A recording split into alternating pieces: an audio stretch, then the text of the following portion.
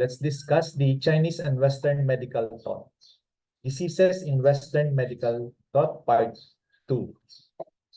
The scientific revolution of the 16th and or 17th century Europe laid the groundwork for the systematic merging of the classical and experimental science in the 19th century, such as the transformation of the Baconian science of heat into experimental and mathematical thermodynamics.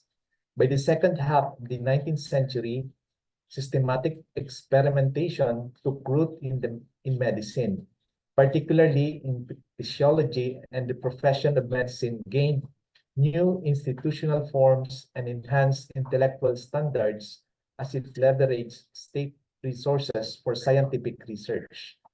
Hospital moved from church to state, and the emergence of hospital medicine, first in Paris, was characterized by scientific observation, pathological examination, and a detailed knowledge of anatomy.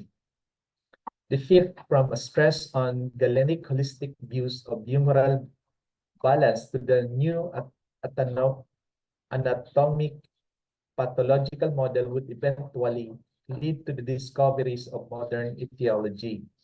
A major step forward was made with research on childbed fever in 1946, when Semmelweis observed that the mortality rates of women after childbirth varied with hygiene conditions, leading him to the conclusion that childbed fever was caused by decaying matter. Semmelweis used a hypothesis testing methodology to infer that childbed fever was caused by cadaveric matter transmitted by doctors and students conducting autopsies in the hospital. Some 40 years later, a monocausal model of disease was proposed by Pasteur and Koch, who had earlier isolated the tubercle bacillus.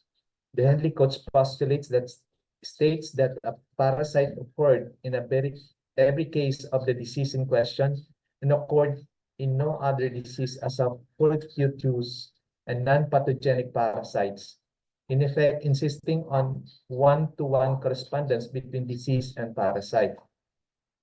Coates called this approach a disease causation etiological standpoint.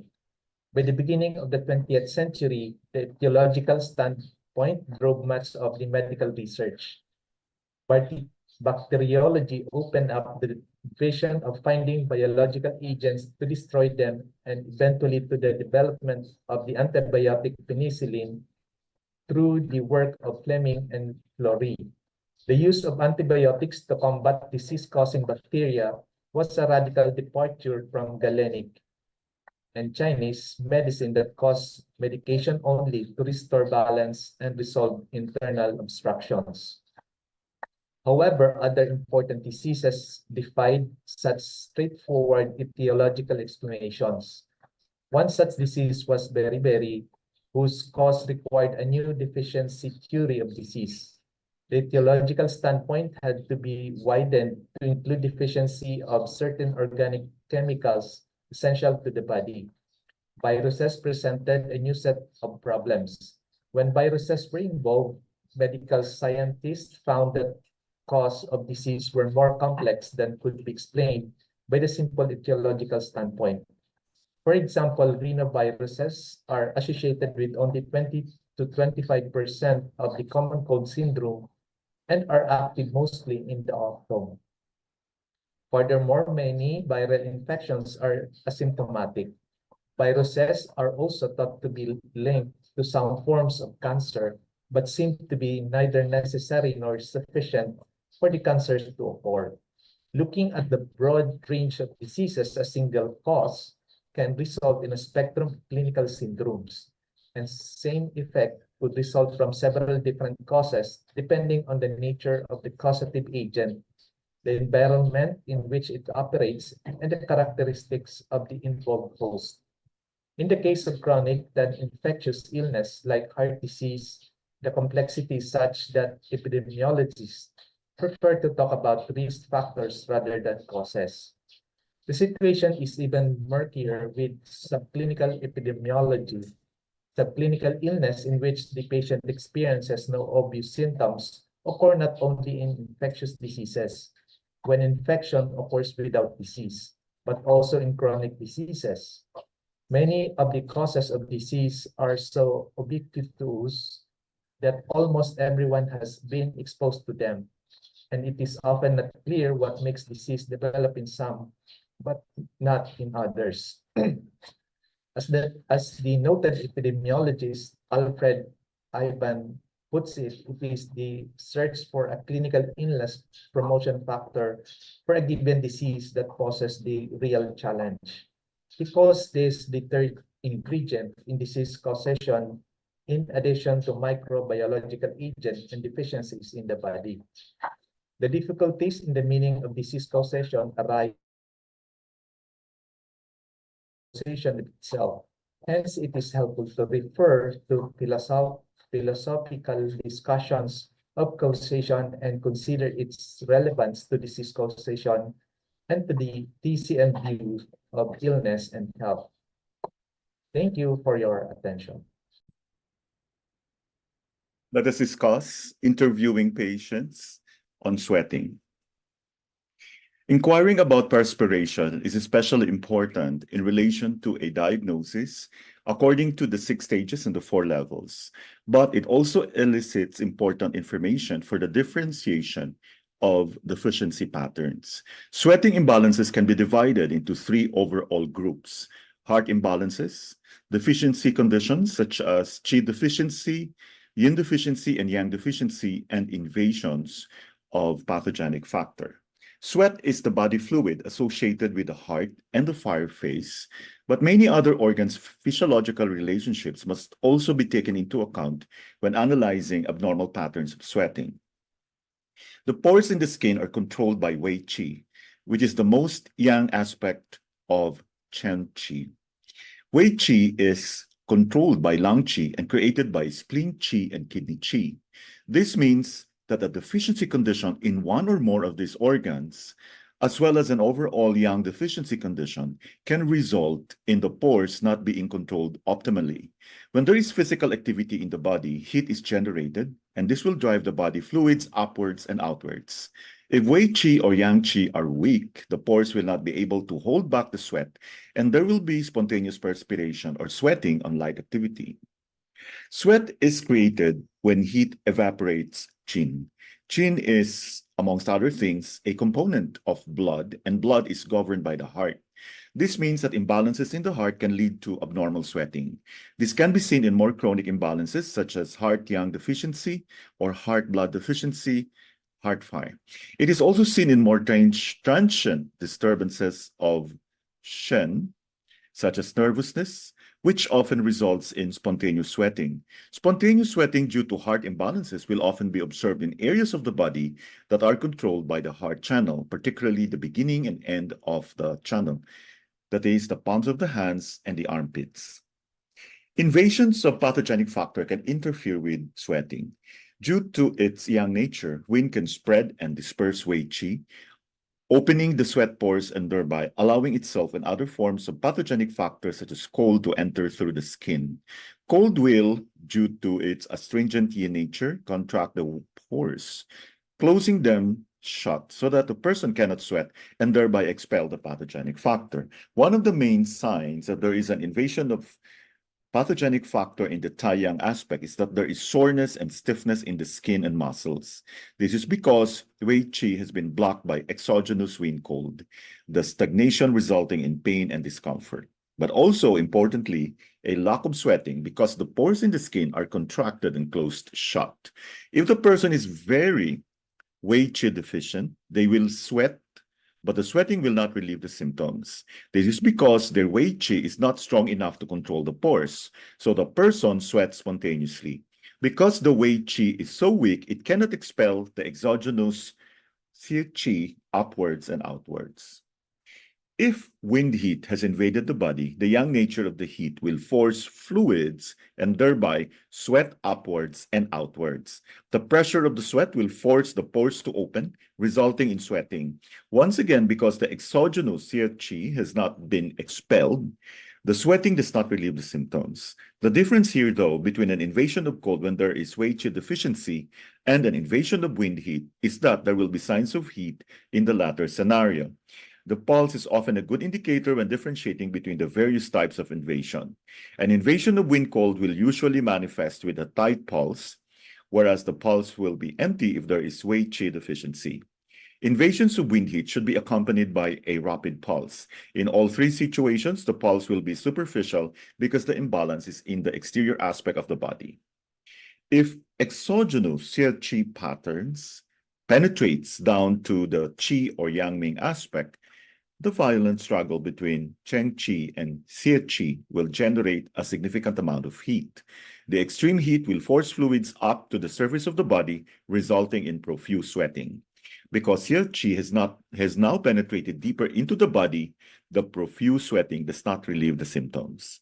The difference between wind heat and Qi level or Yang Ming heat is that the pulse and the sweating will be much stronger when Xie Qi has penetrated to the interior. If Xie Qi becomes locked in the Shaoyang aspect, the person will alternate between periods where they spontaneously sweat and have a fever or feel hot, and periods when they freeze and have chills. Importantly, there will be no sweating and fever sensations while they have chills, which is otherwise characteristic of invasions of exogenous Xie Qi in the Taiyang aspect. Yang deficiency and Qi deficiency are not the only deficiency conditions that can cause sweating disturbances.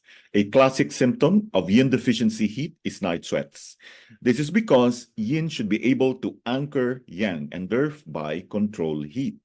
If yin is weak, it will not be able to control the heat at night, which is the period in which yin should be dominant. The heat will force fluids upwards and outwards during the night. The problem is compounded by the fact that Wei qi, which controls the pores, does not circulate in the exterior at night but is in the interior. The pores are therefore not able to hold the sweat in the body. Night sweats due to yin deficiency can be a chronic condition, or they can be acute when exogenous Xie qi has penetrated down to the yin level in a diagnosis according to the 4 levels. It is, however, important to note that night sweats are not always a manifestation of yin deficiency heat. Damp heat can also result in night sweats. Damp heat sweat tends to be more yellowish. You can ask the patient whether the sweat stains their sheets or night clothes a yellowish color. Damp heat night sweats are also more predominant on the head than the torso and limbs because damp can block the pores of the skin in the body, so the heat funnels the sweat up to the head. Yellowish and sticky sweat is, in general, a sign of damp heat, as in odorous sweat. So we have here tabulation of the causes of sweat. So sweating during an invasion of exogenous Xie qi, which does not relieve the symptoms, indicates wind cold with concurrent Wei qi deficiency wind heat. Lack of sweating during the invasion of exogenous Xie qi signifies wind cold. Spontaneous sweating indicates yang deficiency or qi deficiency. Night sweats means yin deficiency, yin level heat, damp heat. Constant or profuse sweating would mean yang ming stage or qi level heat or excess heat. Alternating sweating and chills, not simultaneously, Shaoyang stage. 5-palm sweating, sweating from the palms of the hands, soles of the feet, and the chest is yin deficiency. Yellowish or sticky sweat is damp heat. Odorous sweat is damp heat. Nervous sweating, especially in the palms of the hands and the armpits, is heart qi deficiency. Thank you all for listening.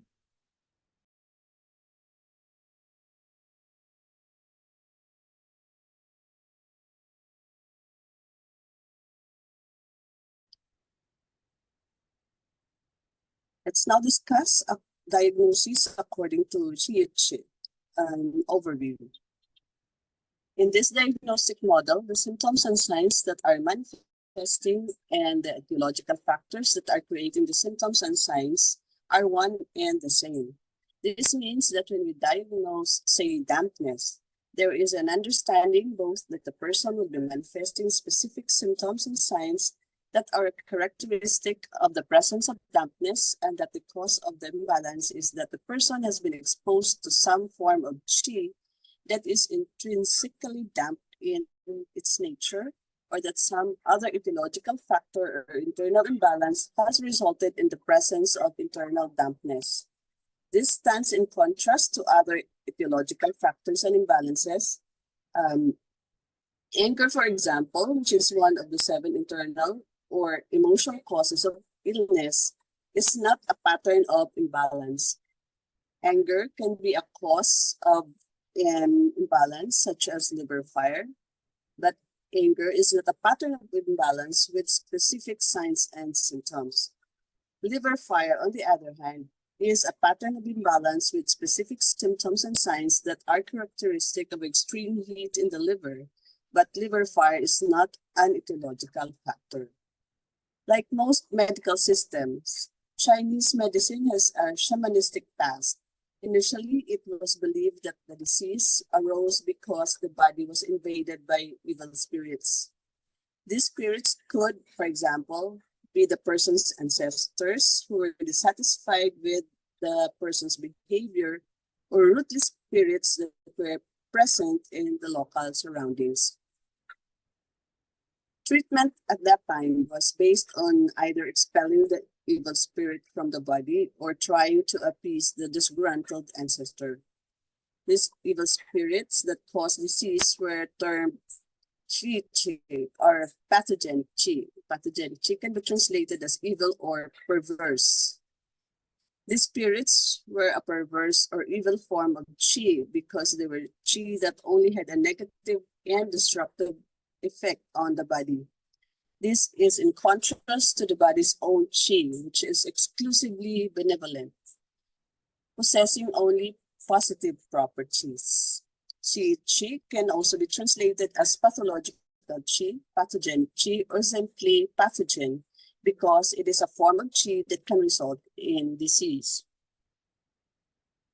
Many of the places where pathogenic qi gathered was predominant were places that were dark, damp, or cold, places people instinctively feel are unpleasant. It was observed that people more often fell ill or developed disorders when they stayed in such places. Similar observations could also be made in other places where the climate was more extreme. Over time, the perception started to change. Evil spirits were seen as the cause of illness less, and instead, the climate itself was viewed as being the culprit. The relationship between an individual and the world surrounding them became more apparent. The perception changed increasingly to being that people who dwelt in cold, dark, damp places became ill because of these conditions, and not because they were where evil spirits resided. The dampness and the cold were the pathogenic qi. As analytical observers, Chinese scientists, scholars, and doctors saw that there was a relationship between people becoming ill and being exposed to extreme or prolonged climatic influences. They also became aware that the conditions of a person's own qi played an important role in their being susceptible to being affected by these climatic influences. It had already been observed that certain climatic conditions, such as cold, dampness, heat, and so on, had specific unique characteristics. These various forms of climatic qi were already known to affect the physical world in specific and thus predictable ways. For example, if there is an extreme or prolonged period of cold weather, water will freeze. Cold temperatures will also cause matter to contract due to the yin nature of cold. Yang heat, on the other hand, has a very drying quality and desiccates things that are moist. It was observed that when people were exposed to prolonged or extreme climatic influences, their body reacted in a similar way to the world outside the body. For example, it was observed that when the body was exposed to cold weather, qi stagnated in the same way that water does when it freezes. The designation qi was not discarded though, because it was still an appropriate term. This idea is the same. The body is affected by a form of qi, and this qi has negative characteristics and a pathological influence on bodies on qi. Whereas, before it was an evil spirit that had invaded the body, the new concept was that it was a form of negative qi that was disrupting the body's physiology. This is very typical for Chinese medicine and its way of thinking. An old theory is not rejected, but is instead assimilated into the new understanding of how the body works. Each pathogenic qi has its own specific and unique qi dynamic. Qi dynamic is the directional movement that the qi has and the way in which it affects other forms of qi. This qi dynamic is a reflection of its relative yin or yang nature. For example, heat is a yang form of qi. Heat's yang quality can be seen in the fact that it's a form of qi that ascends. It desiccates and it creates overactivity in internal organs and the vital substances it is in contact with. It agitates. These qi dynamics are of great importance in relation to how the various pathogenic qi affect qi in the body and what reactions they create. It is through observation of these changes that a diagnosis is made. Thank you for listening. Let's discuss the extraordinary young organs, particularly the bones, blood vessels, gallbladder. The bones were compared to a trunk in the Yellow Emperor's Classic of Internal Medicine. Chapter 10 of the Spiritual Axis says, the bones are like a trunk. Thus, from this point of view, bones obviously have the same function as in Western anatomy. However, in Chinese medicine, the bones are more than a structural framework of the body. The bones are the cavity that houses the marrow, and as such, they are also functionally related to the kidneys. Moreover, the bones are considered to be like an organ. In Chinese books mention exhaustion of the bones. For example, chapter 17 of the sample question says, the bones are the palace of marrow. If a person cannot stand for too long or walks in a wobbly way, it means that the bones are exhausted. In clinical practice, tonification of the bones can be achieved through the kidneys. The bones, like all the other extraordinary young organs, are also related to the kidneys and the kidney essence. They are considered one of the extraordinary young organs because they store bone marrow. If kidney essence and marrow are deficient, the bones lose nourishment. They cannot sustain the body, and there will be inability to walk or stand. In clinical practice, the relationship between the kidneys and bones is very important, as a decline of kidney essence may cause osteoporosis in the elderly. During the menopause, tonification of the kidneys may slow down the onset of osteoporosis in women. The relationship between the kidneys and bones can be exploited in practice also by treating the kidneys to speed up the healing of bone fractures. For the clinical note, as the kidney controls the bone, the kidneys may be treated to strengthen the bones and prevent osteoporosis. Let's go to the blood vessels. Blood vessels are considered one of the extraordinary young organs because they are like a container for the blood. They're also indirectly related to the kidneys because kidney essence, the gene, produces marrow, which contributes to the producing blood, and also because the original qi, the yuan qi of the kidneys, contributes to the transformation of the food qi into blood. Apart from these, the blood vessels are primarily influenced by the heart, as this governs blood and controls blood vessels, but also by the lungs, as they control all channels and vessels. The functions of the blood vessels are they houses blood and are the vehicle for the circulation of qi and blood. They transport the refined food essence, qi and blood all over the body. Next, the blood vessels house the blood and are the vehicle for the circulation of qi and blood.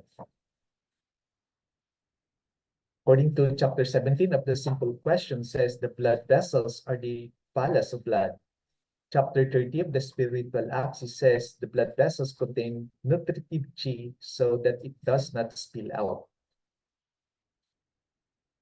Next, the blood vessel transport the refined food essence, qi and blood all over the body. Chapter 63 of the spiritual axis says the blood vessels are the passageway of the middle burner. Thus, blood vessels transport the refined food essence, qi and blood produced in the middle burner all over the body to nourish all tissues. Although it is blood that moves in the blood vessel, it relies on the power of qi to circulate.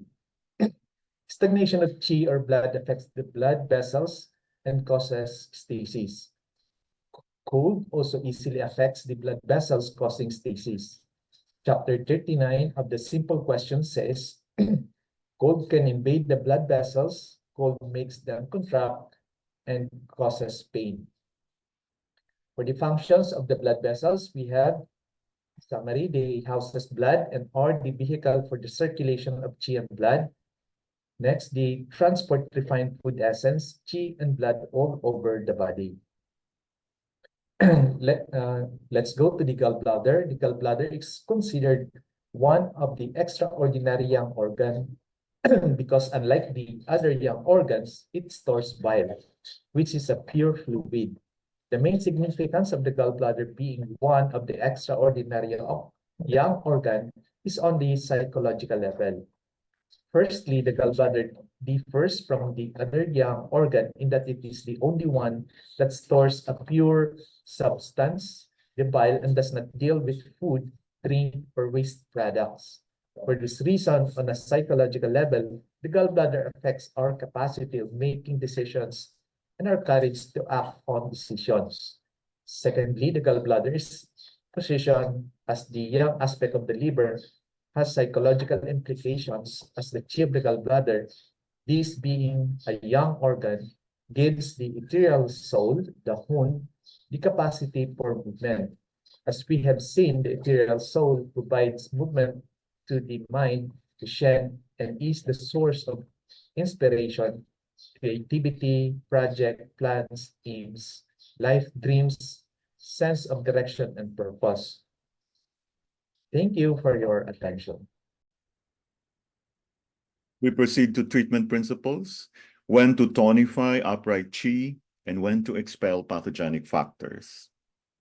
The question of whether to tonify the body's qi or to expel pathogenic factors is the second important question to consider when working out a plan of treatment, and it is one that is absolutely crucial. We may be very skilled at diagnosis and at identifying the patterns with great clinical acumen, but if the treatment strategy is wrong, all our skill will come to nothing and the patient will not get better, and in some cases, he or she may get worse.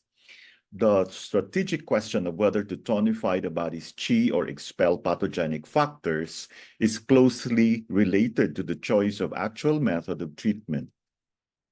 That is, whether to tonify, reinforce, and acupuncture, or to reduce so that the two can be discussed together. So let's have a case history in which a 48-year-old woman had been suffering from asthma for a long time. She had clear symptoms of spleen-yang deficiency, tiredness, loose stools, weak pulse, pale tongue, and of kidney-yang deficiency, backache, frequent pale urination. The deficiency of yang of the spleen and kidneys led to the formation of damp phlegm, which obstructed the lungs, causing breathlessness, feeling of oppression of the chest, and a cough with expectoration of sticky sputum. The asthma was caused both by the failure of lung qi to descend and of kidney yang to receive qi. The patient used 2 inhalers, Becotide, a cortisone, and Ventolin.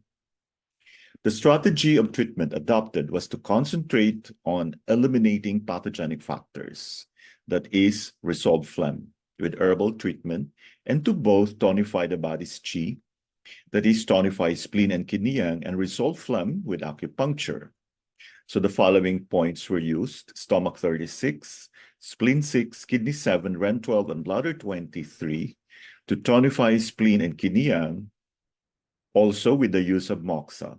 And points like lung 5, lung 7, and bladder 13 to restore the descending of lung qi. So the patient was treated along these lines for several months with excellent results, as her asthma improved greatly even after stopping her medication. After about a year, as her asthma and cough had greatly improved and the sputum reduced, it was decided that it was time to turn the attention from resolving phlegm to tonifying the body's qi, that is, tonify spleen and kidney yang. In this case, it would have been better not to switch the emphasis of treatment from tonifying the body's qi to expelling pathogenic factors. The correct strategy would have been to expel pathogenic factor and tonify the body's qi simultaneously. Thank you for your attention. Let's discuss diagnosis according to Zhang organ patterns. For today, we discuss lung qi deficiency. Lung qi deficiency can arise independently, but will most often be seen together with spleen qi deficiency or heart qi deficiency. When there is lung and spleen qi deficiency, there will be a general condition of qi deficiency characterized by a poor production of qi, whereas lung and heart qi deficiency will be a more emotional imbalance with sorrow, grief, and a lack of joy as the dominant symptoms. Now let's talk about its etiology. Lung qi deficiency can be caused by a respiratory illness in childhood. Poor posture, where the person sits slumped forward, can inhibit the qi mechanism of the lung and thereby weaken lung qi over time. Furthermore, a lack of exercise will mean that the qi mechanism in the upper jaw is not supported by physical movement. Lung qi can be weakened by repeated invasions of exogenous pathogenic qi, or if there has been an invasion of exogenous pathogenic qi that has not been properly resolved, for example, through the use of antibiotics. The lung is emotionally affected by grief, sorrow, and melancholy. If the person has experienced repeated or excessive grief and sorrow, especially if the grief remains unresolved, it will bind and weaken lung qi. Lung qi is weakened by excessive talking or singing. This is because zhong qi is used to create the volume of the voice. This means that teachers, lecturers, actors, and singers can have a tendency to develop lung qi deficiency.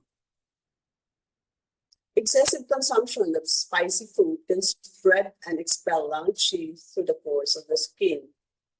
Finally, it can be an aspect of other qi deficiency patterns, and therefore their etiology can also be involved in the generation of lung qi deficiency. Now, for its symptoms and signs, there will be fatigue, shortness of breath, shallow breathing, slight cough, possibly with watery sputum, a weak voice, reluctance to speak, sweating spontaneously or sweating on slight exertion. There will be aversion to cold and drafts, frequent colds and respiratory infections, bright white complexion. The person will have a slouchy posture. The chest can appear sunken and shoulders slump forwards. There will be pale or normal colored tongue. The front third of the tongue can be depressed and hollow. There is a deep and weak pulse, especially in the right tune position. Its key symptoms are fatigue, slight breathlessness, spontaneous sweating, weak voice, and a weak pulse. For its treatment principle, we tonify lung qi. In acupuncture treatment, we can choose from points lung 1, lung 7, lung 9, UB13, stomach 36, spleen 3, REN 6, and REN 17. We use the tonifying needling technique, and moxa can also be used. To explain further, lung 1, lung 7, lung 9, and UB13 tonify lung qi and regulate lung qi. Stomach 36, spleen 3, and REN 6 tonify qi in general. REN 17 tonifies zone qi and regulates qi in the upper jaw. Because this is a qi deficiency condition, we advise even for spleen qi deficiency and kidney qi deficiency will also apply here. That is, the person should eat a diet that is nutritious but does not weaken the spleen. Food that is white in color will often have an affinity with the lung and can be used to focus qi tonics on the lung. The person should avoid consuming food that is very spicy because it will spread and thereby weaken lung qi. Foods that particularly strengthen lung qi are turnips, daikon, radishes, parsnips, parsley, onion, garlic, tofu, berry, walnuts, almonds, cauliflower, dates, figs, duck, tuna, grapes, thyme, and ginseng. Ginger tea will also be beneficial. It is important that the person who is lung qi deficient does not strain their voice because it will weaken the lung qi. A person with lung qi deficiency must ensure that they get enough rest and do not overexert themselves. However, light exercise and movement will be beneficial because they will open the chest and support the lungs' qi mechanism. Going for walks in fresh air will be salutary, because the person will get some light exercise and the fresh air will nourish the lung. Yoga and Qigong will often utilize breathing exercises that have a beneficial effect on lung qi. It is important that the person who is lung qi deficient is conscious of their posture, because a slump posture and sunken chest will strain lung qi. If there is an emotional aspect to the lung qi deficiency, the person should try to resolve these issues. Lung qi deficiency can be caused by the following patterns of imbalance: spleen qi deficiency, heart qi deficiency, kidney qi deficiency, invasions of exogenous pathogenic qi, and stagnation of qi in the upper jaw. In turn, this can result to the following patterns of imbalance: spleen qi deficiency, heart qi deficiency, kidney qi deficiency, weight qi deficiency, Lung-Yin deficiency, stagnation of qi in the upper jaw, and phlegm in the lung.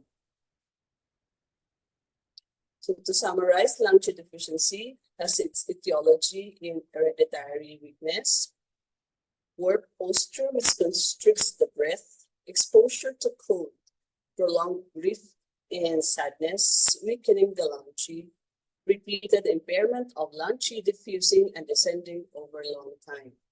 Its signs and symptoms are shortness of breath, panting worse on exertion, forceless cough with a profuse watery sputum, a weak voice, spontaneous daytime sweating, dislike of speaking, a pale or bright white complexion, easily catches cold, tiredness, dislike of cold, feeling of cold, cold hands, cold feeling in the upper back, and absence of thirst. The pulse is weak, especially in the right front position. Tongue is pale, slightly wet with white fur. For its treatment principle, we strengthen lung qi, support defensive exterior. The acupuncture treatment can use lung 9 to supplement lung yang, REN 6 to supplement original qi and fortify the yang, DU 12 to relieve cough and dyspnea, REN 12 to supplement earth to strengthen metal, RODER 20 to supplement the spleen, and lung 7 to promote descending of lung qi, Bladder 13 to supplement lung qi. Stomach 36 to supplement stomach and lung qi. Bladder 43 to supplement the lung. Spleen 3 as the source point of the spleen. We needle with supplementation and use of MOXA if required. Thank you for listening.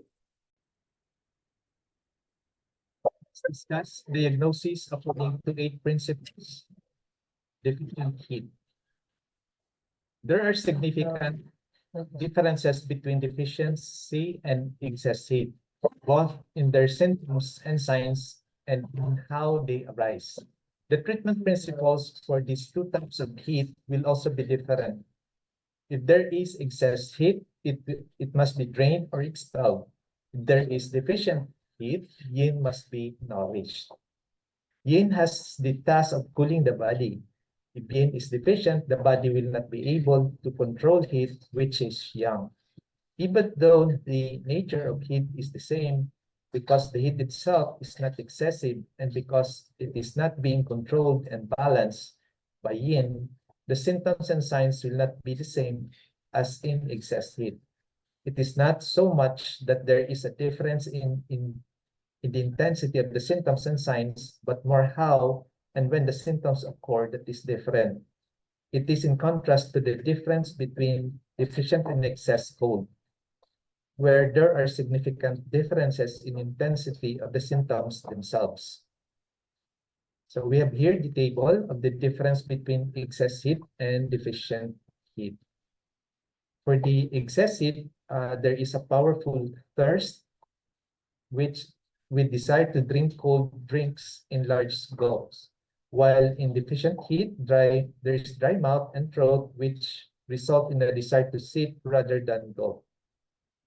For the excess heat, there is red tongue with a yellow coating, while in deficiency heat, there is red tongue with little or no coating, possibly with cracks. For the excess heat, there is a full and rapid pulse, while deficiency heat, it is fine, rapid, and possibly superficial pulse. For the excess heat, there is a loud voice, while in excess heat, it is weak and possibly nervous voice. There's a powerful and quick movement in excess heat, while in deficiency, there is nervousness and restless movement. There is restless and brain disturbed sleep in excess heat, while in deficiency, it wakes frequently and has difficulty falling asleep. In excess heat, there is restlessness, agitation, and mania, while in deficiency heat, it is restless and there is anxiety. There is also profuse or lack of sweats throughout the day for excess heat, while in deficiency heat, there is a night sweating. There is also a sensation of heat or fever throughout the day in the excess heat, while in deficiency, there is sensation of heat or feeling feverish in the evening and night with hot flashes. There is also heat in the whole body for excess heat, while in deficiency, there is heat in the palms, soles of the feet, and center of the chest.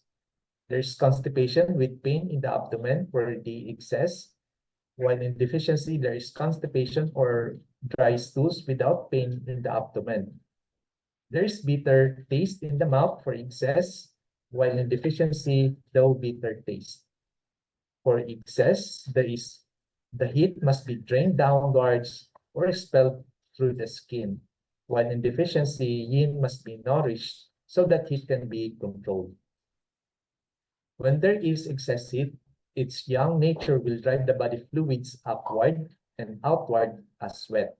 When there is yin deficiency, heat will also make the person sweat, but it will usually only be in the evening and at night. This is because yin is dominant energy at night.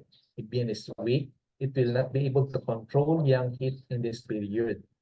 Furthermore, wei qi, which controls the pores in the skin, circulates the interior of the body at night. This means that the pores are not able to hold the sweat that has arisen from the uncontrolled heat inside the body at night. Person who is in deficiency will experience sensation of heat or fever mainly in the evening and at night. The sensation of heat will not be as intense and sustained as it is when there is excess heat. When there is excess heat, the sensation of heat or fever is sustained throughout the day and the night. Deficient heat usually also comes in waves as hot flashes rather than as a sustained sensation. When there is deficient heat, there is often only a sensation of heat in the palms of the hands, the soles of the feet, and the center of the chest, whereas it is the whole body and particularly the head that feels hot when there is excess heat. One of the ways to differentiate deficiency and excess heat is to feel the patient's hand. If the whole hand feels warm, there is excess heat. When only the palms feels hot, it is a deficiency heat. The body will be dehydrated when there is deficiency heat, but the mechanism is not quite the same as when there is excess heat. Deficiency heat is not as intense and does not endure the body fluids to the same extent the excess heat does. When there is yin deficiency, the body fluids are not nourished and replenished by yin. Deficiency heat will then further dry out the body fluids, but the heat is not as intense as it is when there is excess heat. This means that the thirst will not be as intense. Where there was a strong thirst with a desire to drink cold liquids in large gulp with excess heat, there will instead be a dry mouth and throat that results in the person preferring to seek water, especially in the evening and at night. Often the person will have a glass of water standing beside the bed that they sip during the night, and the glass will not always be empty. This is in contrast with the person with excess heat who will empty more than one glass. As with excess heat, the dehydration of the body in deficient heat will result in dark and scanty urine. It can also result in constipation, but there is not the abdominal pain and discomfort that is seen in excessive conditions. The face and the head will not be as red when there is deficiency heat. In excess heat, the whole head and face will be red. When there is deficiency heat, there will be a malar flush with the redness localized in the cheekbones, which is often more pronounced in the evening and when the person is tired. This is because when there is deficiency heat, the heat detaches itself because it is not anchored by yin and then drifts up to the head. When there is excess heat, there is an active flaring up of fire. This means that the whole head turns red. Thank you for your attention. Let's discuss liver qi stagnation as a pattern in depression. Clinical manifestations: depression, moodiness, worry, frustration, feeling uptight and tense, hypochondrial pain and distension, tension and ache of the muscles of the neck and top of the shoulders, abdominal distension, irregular bowel movement, irregular periods, premenstrual tension. The tongue body color may be normal or slightly red on the sides, and the pulse is wiry. Depression is characterized by the insufficient coming and going of the ethereal soul, resulting in a lack of dreams, aspirations, plans, ideas, and inspiration.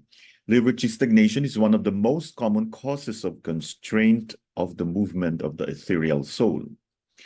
Liver qi stagnation may derive from anger intended in a broad sense, including frustration and resentment. Anger is even more prone to cause liver qi stagnation when it is repressed. Liver qi stagnation may also derive from worry and guilt. The patient who is depressed against the background of liver qi stagnation will not only be depressed but also moody and prone to outbursts of anger. He or she will also suffer from irritability and an intense feeling of frustration. An important sign of liver qi stagnation as the cause of depression is a wiry pulse. Liver qi stagnation is a common cause of depression in young people, roughly from teenage years to about 35. It is usually due to repressed anger, frustration, or resentment. Treatment principle: soothe the liver, move qi, eliminate stagnation. Points: pericardium 6, liver 3, GB 34, TB 3, GB 13, bladder 47 to 20. Reducing or even method on all points except DO20, which should be reinforced. P6 is an important point for depression from liver qi stagnation. It moves liver qi by virtue of the association between the pericardium and liver channels within the terminal yin. This point acts on the liver and has a centrifugal movement. It therefore stimulates the coming and going of the ethereal soul in depression from liver qi stagnation. As it lies on the pericardium channel, pericardium 6 also acts on the heart-lifting mood. It is frequently used for this purpose in modern China. Liver 3 and GB 34 move liver qi and therefore stimulate the coming and going of the ethereal soul to relieve depression. Liver 3 also has a calming effect and is good when the patient also suffers from anxiety. TB3 lifts mood and stimulates the coming and going of the ethereal soul to relieve depression. GB13 lifts mood, calms the mind, and stimulates coming and going of the ethereal soul. Bladder 47 regulates coming and going of the ethereal soul. It can either stimulate it when it is deficient or calm it when it is excessive. DO20 lifts mood and depression. So again, pericardium 6 is an important point for depression from liver qi stagnation. It combines the function of moving liver qi by virtue of the association between the pericardium and liver channels within the terminal yin, with that of nourishing the heart and moving heart qi because of the close connection between the heart and pericardium. Pericardium 6 acts on the liver and has a centrifugal movement. It therefore stimulates the coming and going of the ethereal soul in depression from liver qi stagnation. As it lies on the pericardium channel, P6 also acts on the heart-lifting mood. It is frequently used for this purpose in modern China. Thank you for your attention.